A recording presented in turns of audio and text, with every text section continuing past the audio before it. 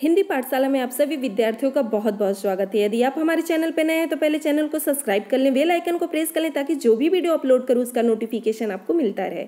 Video अच्छा लगे तो लाइक करना मत भूलें, आपकी लाइक ही हमारी एनर्जी है। हम सीधे अपने टॉपिक की बात करेंगे और आज हम आपके सम्मुख रसखान के समय का भाग 2 लेकर उपस्थित हैं, पार्ट 2 लेकर उपस्थित हैं। सीधे हम व्याख्या वाले भाग पे चलेंगे। तीसरा पद आपके सम्मुख है। पार्ट 1 में हम दो ही उनके समयों की व्याख्या की है। ये तीसरा समय है आपके सम्मुख। धूरी भरे अति शोभित श्याम जो तैसी बनी सिर सुंदर चोटी, खेलत खात फिरे अंगना पग पैजनी बाजत फिरी कछोटी। वा छवि को रस खानी बिलोकत भारत काम कला निज कोटी, काग की भाग बड़ी सजनी हरे हाथ से ले गयो माखन रोटी। बहुत सुंदर प्रसंग है, हम इसकी व्याख्या देखें, इम्पोर्टेंट भी है। कह रहे हैं पहले कठिन शब्दों का हम अर्थ जान लें। श्यामजू शब्द श्री कृष्ण जी के लिए आया है। शोभित अर्थात सुशोभित होना, धूरी भरे धूल से भरे हुए। बैनी शब्द वैनी का भी अर्थ सुशोभित होता है। वैनी का अर्थ लिख लीजिए सुशोभित, सुशोभित। पुनः एक बार लिख दे रही हूं, वैनी का अर्थ सुशोभित। सिर मतलब सिर, सुंदर चोटी यानी सिर पे उनकी बनी हुई सुंदर चोटी। अब व्याख्या वाले प्रसंग पे चला जाए।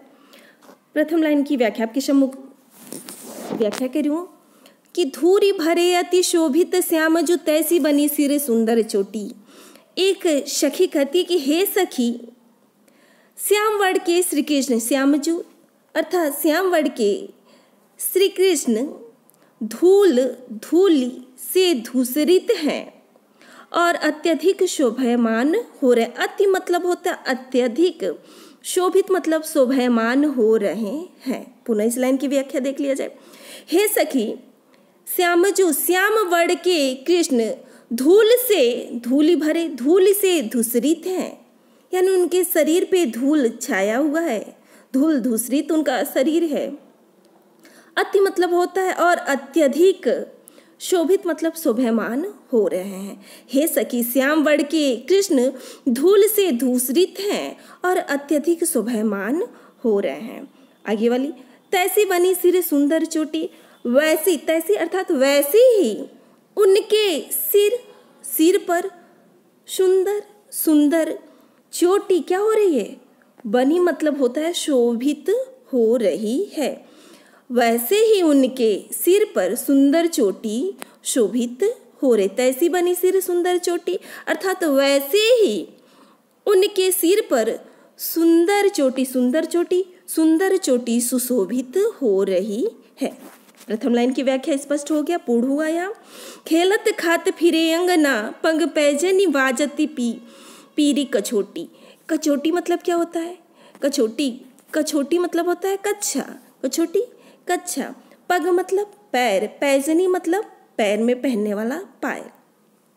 कह रहे खेलत खात फिरे अंगना, वे खेलते अर्थात वे श्री कृष्ण खेलते और खाते हुए अपने घर के आंगन में क्या कर रहे हैं? विचरण कर रहे हैं। वे श्री कृष्ण खेलते और खाते हुए अपने घर के आंगन में विचरण कर रहे हैं अथवा घूम रहे हैं। और उनके पग मतलब पैरों में पायल, पैजनी अर्थात पायल, बाजती बज रही है और उनके पैरों में पायल बज रही है। और पीरी कछोटी, और वे पीरी मतलब क्या होता है? पीले रंग की छोटी सी धोती पहने हुए। कछोटी यानी छोटी सी धोती को धारण किए हुए हैं और वे पीले रंग की छोटी सी धोती पहने हुए, कच्छा अथवा धोती पहने हुए हैं।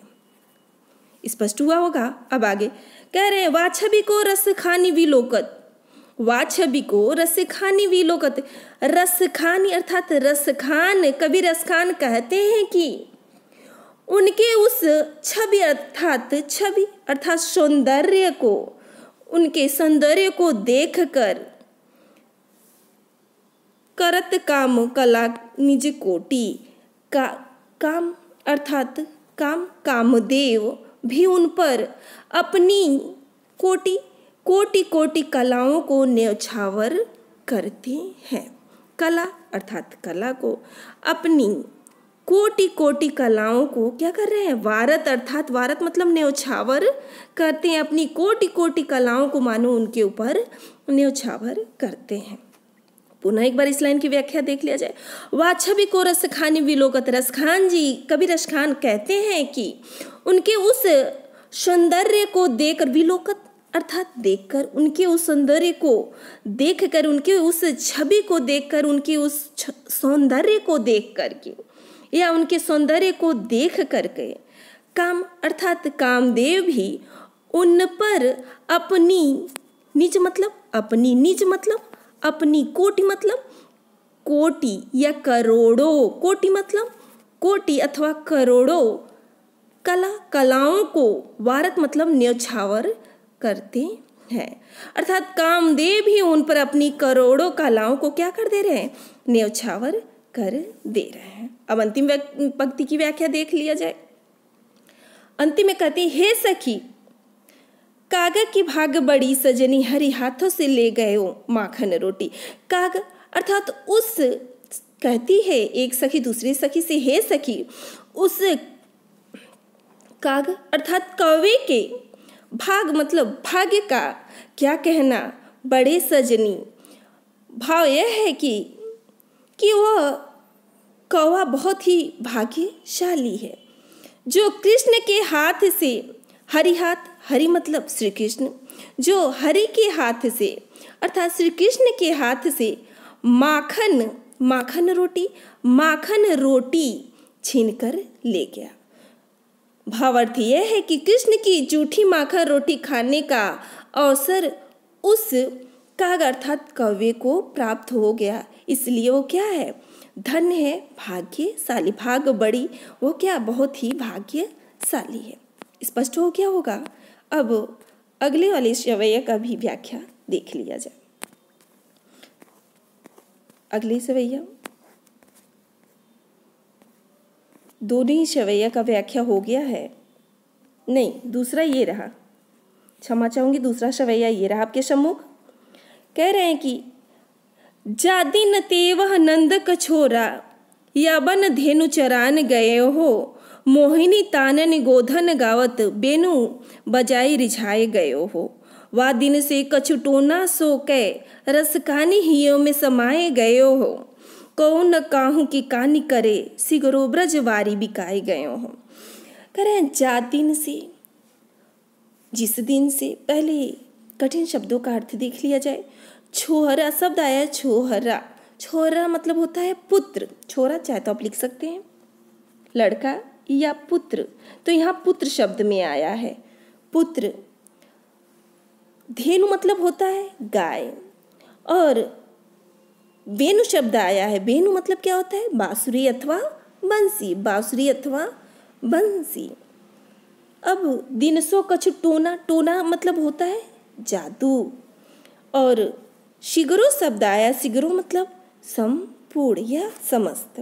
अब इसकी व्याख्या देख लिया जाए तो जादिन तेवे नंद के छोहरा, तो जादिन अर्थात जिस दिन से एक गोपी दूसरी गोपी से कहती है कि हे सखी, जिस दिन से वह नंद का लड़का या नंद बाबा का लड़का या नंद बाबा का बालक इस वन में या वन धेनु चराई गए हो, इस अर्थात इस वन में आकर गाय या वन धेनु चराई गए हो, इस वन में आकर गायों, धेनु मतलब गायों को चराई गयों है, अर्थात आकर गायों को चरा गया है। तथा अपनी मोहनी तानिन गोधन गावत, करें तथा अपनी मोहनी तानन मतलब तान सुनाकर, तानन अर्थात तान सुनाकर या सुर सुनाकर, और गोधन गावत और बंसी बजाकर, बेनु बजाई रिझाई गए। बेनु अर्थात बंसी बजाकर हम सबको क्या कर लिया है, रिझा गया है। पुनः एक बार शुरू से व्याख्या देख लिया जाए। जात दिन से एक सखी दूसरी सखी से कह रही है कि जिस दिन से वह नंद बाबा का छोरा अर्थात नंद बाबा का लड़का अथवा बालक इस वन धेनु चराए गए हो, इस वन में आकर गायों को चरा गया है, मोहनी तानन गोधन गा तथा अपनी मोहनी तान सुनाकर, मोहनी मोहनी मन को मोहने वाली तान सुनाकर, और कह रहा है गोधन गावत गाँवों के साथ गाते हुए, गोधन अर्थात गाँव के साथ या गाँव वालों के साथ गाते हुए, बेनु बजाई रिझाए गया। बेनु मतलब होता है बंसी बजाकर हम सबको क्या कर लिया है, रिझा गया है अर्थात मना लिया है। और आगे कह रही हैं वह दिन से कछु टोना सो के, वह दिन उसी दिन से ऐसा जान पड़ता है, ऐसा प्रतीत हो रहा, वह दिन से कछु टोना सो के, उस दिन से ऐसा प्रतीत हो रहा है कि, कह रही हैं कि उस दिन से कुछ ऐसा प्रतीत हो रहा है, सखी कह रही कि उस दिन से ऐसा प्रतीत हो रहा है कि वह नंद बाबा का बालक जो है कृष्ण, वो मानो क्या कर दिया है, कुछ टोना कुछ जादू सा करके हमारे मन में बस गया है। रसखानी हमें हियो में समाई गया। रसखान जी कहते हैं वो मानो हमारे हृदय में क्या हो गया है, समा गया है, निवास कर लिया है, घर बना लिया। उस दिन से मानो वह श्री कृष्ण ही अर्थात हृदय में, ही मतलब क्या होता है, हृदय लिख लीजिए, ही मतलब हृदय, हृदय में मानो क्या कर लिया है, समा गया है अथवा अपना घर बना लिया, अपना स्थान बना लिया है। को न काहू की कानी करे सिगरो ब्रज वारी बिकाई गए हैं। आगे कह रही है उन्होंने तो अपनी, आगे इसलिए अब कोई भी गोपी किसी की मर्यादा का पालन नहीं, को न काहू की कानी करे, कानी अर्थात किसी की मर्यादा का पालन कोई कानी, ना लज्जा कर रहा है ना कोई मर्यादा का पालन कर रहा है। उन्होंने तो अपनी लज्जा एवं संकोच सब कुछ क्या कर दिया, मानो त्याग दिया। को न काहू की कानी करे, कोई किसी का मर्यादा का पालन नहीं करा, अर्थात उन्होंने अपनी क्या कर दिया है, कानी अर्थात लज्जा उज्जा सब त्याग दिया, संकोच को मानो त्याग दिया है। कह रहे हैं आगे सिगरो ब्रज वारी बिकाए गए हो। ऐसा मालूम पड़ता है कि सिगरो संपूर्ण, सिगरो मतलब लिख लीजिए संपूर्ण, सिगरो मतलब संपूर्ण, संपूर्ण व्रज ही उस कृष्ण के हाथ से क्या हो गया, बिकाई गयो। संपूर्ण ब्रज ही उस कृष्ण के हाथों बिक गया, अर्थात उस श्री कृष्ण के समस्त प्रजा या समस्त ब्रजवासी उस श्री कृष्ण की बसीभूत हो गया है। अब व्याख्या स्पष्ट हो गया होगा।